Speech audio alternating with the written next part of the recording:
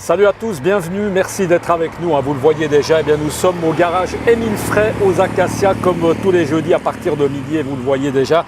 Nous allons parler cette fois-ci de Mini avec le responsable Mini, David Rodriguez. Salut David. Bonjour tout le monde. Merci beaucoup d'être avec nous. On va parler de cette Mini Countryman. David, c'est une voiture hybride, c'est-à-dire une voiture qui marche aussi bien avec de l'essence qu'avec de l'électricité.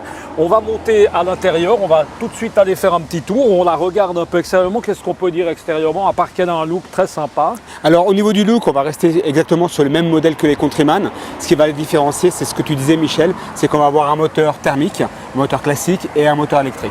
Alors, on va monter tout de suite dans cette voiture. C'est moi au volant, David, pas peur. Aujourd'hui, c'est toi. Oui. Entre-temps, depuis la dernière fois, j'ai passé un espèce de permis, mais pas forcément pour les voitures hybrides. C'est la première fois que je vais conduire un genre de véhicule comme ça.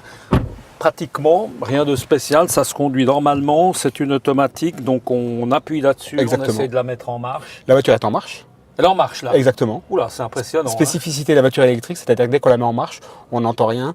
Donc là, on va pouvoir partir classiquement comme une voiture normale en fait. Presque angoissant. Mais c'est moi qui l'ai mise en marche ou c'est elle toi qui était l'as déjà en marche? Non, c'est toi qui l'as mis en marche. Ah bah dis donc, oui, le moins qu'on puisse dire, c'est que c'est silencieux. À part ça, ça se conduit exactement comme une voiture normale. Comme une voiture classique. Il n'y a pas de précaution spéciale à prendre. Qu'est-ce qu'on peut dire encore plus précisément, David, sur justement, on a survolé le fait qu'elle soit à essence et électrique. Du reste, tout à l'heure, on l'a chargée, c'est plus prudent. Consommation. Donc on l'a chargé, donc le véhicule là, donc on l'utilise, il y a plusieurs modes d'utilisation. On va avoir 3 modes. Actuellement on est en mode complètement électrique, c'est-à-dire qu'on peut utiliser le véhicule en mode full électrique jusqu'à 125 km/h et avec une autonomie qui peut aller jusqu'à 40 km. C'est-à-dire que là on l'utilise, la voiture elle ne fait pas de bruit, on est uniquement sur le moteur électrique au niveau des roues arrière. Et puis là maintenant, si on voulait la passer justement en mode essence, ça se passe comment? Alors au niveau du mode essence, on a un petit bouton qui va être ici, donc qui va nous permettre de passer sur un deuxième mode qui va permettre de coupler en fait les deux moteurs. Il est où ce bouton? Il est juste ici.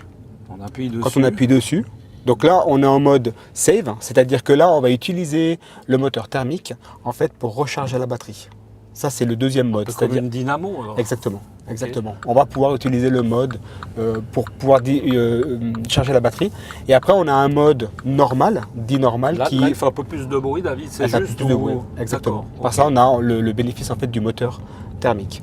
Après, on a un troisième mode qui va être un mode un mode en fait normal, qui va pouvoir nous permettre d'utiliser la traction électrique et la traction thermique. C'est-à-dire qu'en fait, on va être sur un mode en fait en 4 motrices.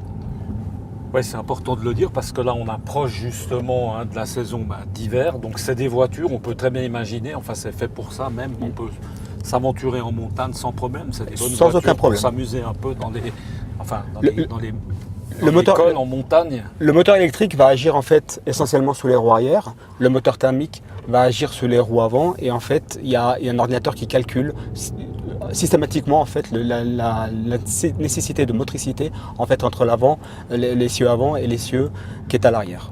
Au niveau de l'intérêt justement maintenant avec le prix de l'essence, c'est vrai que est-ce que ça joue un rôle? Les gens, on a l'impression qu'il y a un peu plus de demande depuis que l'essence a pris un peu l'ascenseur. Exactement, les gens sont de plus en plus sensibles à l'écologie, même sans parler, on va dire. Il y a l'écologie. Voilà, il y a l'écologie dans un sens où les gens sont malgré tout maintenant beaucoup plus sensibles. Et puis il y a le facteur aussi monétaire, le facteur argent avec le prix de l'essence qui a fortement grimpé.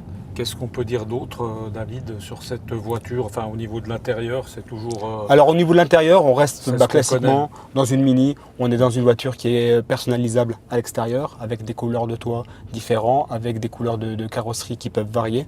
On a aussi l'intérieur, possibilité de personnaliser complètement le véhicule avec les sièges, des couleurs différentes, des tableaux de bord qu'on va pouvoir avoir de couleurs différentes, de matières différentes aussi, avec le bandeau central aussi qui est personnalisable. Alors, c'est vrai qu'on aime bien le dire, mais on a l'impression, c'est toujours assez impressionnant dans ces Mini, on a l'impression d'être en fait dans une vraie voiture, enfin une vraie voiture, c'est une vraie voiture, mais dans une voiture qui est quand même un peu plus grande, comme ça, tout en ayant finalement l'avantage d'une petite.